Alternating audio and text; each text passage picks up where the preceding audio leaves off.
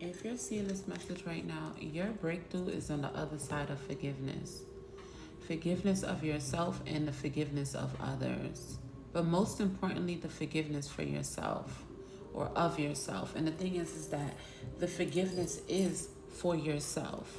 Because when you refuse to forgive energetically, you're holding on and you're harboring an energy of resentment, anger, frustration. And the thing is that doesn't mean that you avoid going through those emotions and feeling those emotions. It just means that you actually give yourself the opportunity to feel those emotions, release them, and let them go. Even if this is something that you have to affirm, I forgive such and such for what they have done to me. And also, it's something that you need to pray about. When you can pray about the things that you need help with, you be surprised at how many miracles can happen where there was something that you thought you weren't going to be able to forgive someone about, and boom, you end up forgiving them. And the thing is that, do you forget? No, I don't think we never forget. But what happens is that it gets thrown to the back of, I don't want to say the back of your mind, because that could be bad too when you keep stuff in the back of your mind.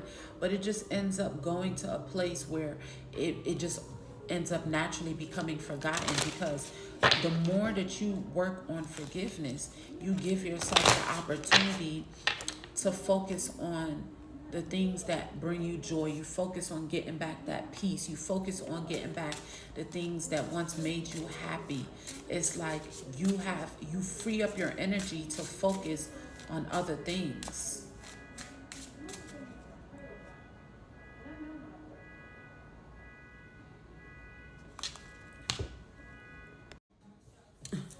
Confirmation.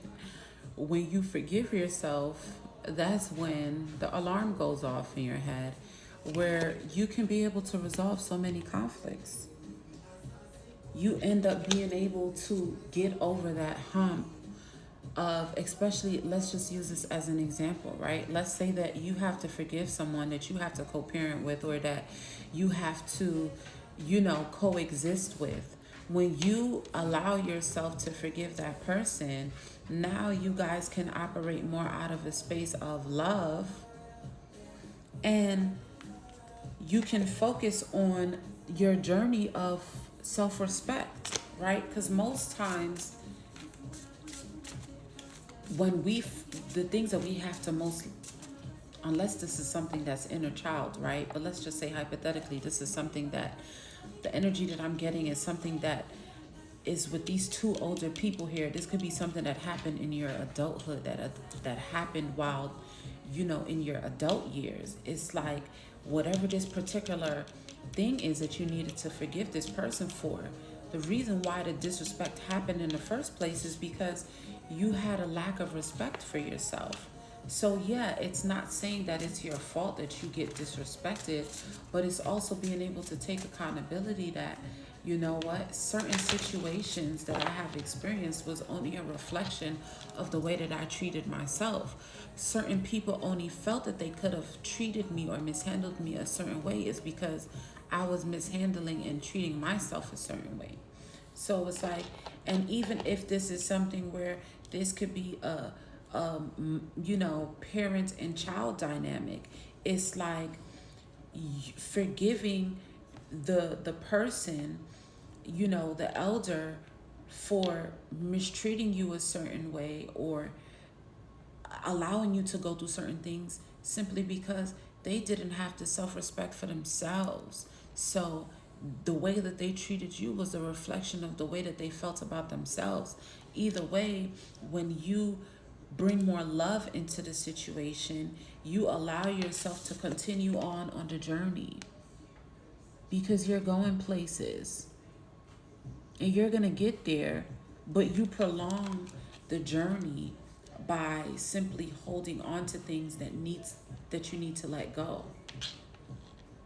Even if this could be you in some sort of, dynamic where you feel like, you know, you are the parent that has to walk away. Whatever this is that it may be for you. You feel some sort of burden but the whole thing about it is that this person was distorted anyway. And you were just as distorted when this either way, it's time for you to forgive so that you could continue on the journey because you still have other pit stops to make.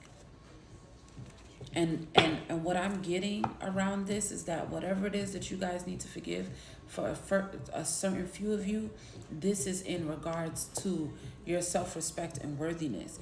You need to do the work, the self-reflection, to figure out why is it that you put yourself in situations that didn't make you feel worthy.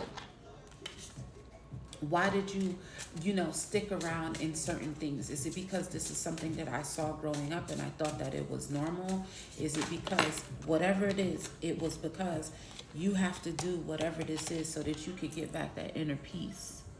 And this could be an inner peace that you never even had because you never know what it felt like to be enough. I could be speaking to someone, you're a people pleaser, or you've dealt with people, or you've had a passive way about dealing with things, or that's what you saw growing up, people who would just keep the peace just because. And now this was, you created this same environment just simply off of having to see that growing up. So this could go so many different ways, but either way, this is something that you're ready to let go of, and you can. For some of you, it's like you are going through a period of just detaching from anything that doesn't bring you peace, from anything that disrespects you or makes you feel less than. You're bringing, or you need to bring love into situations so that you could get the peaceful resolution that you are needing, so that you could go on this path that you're supposed to go on. Okay, it's something new, some sort of new,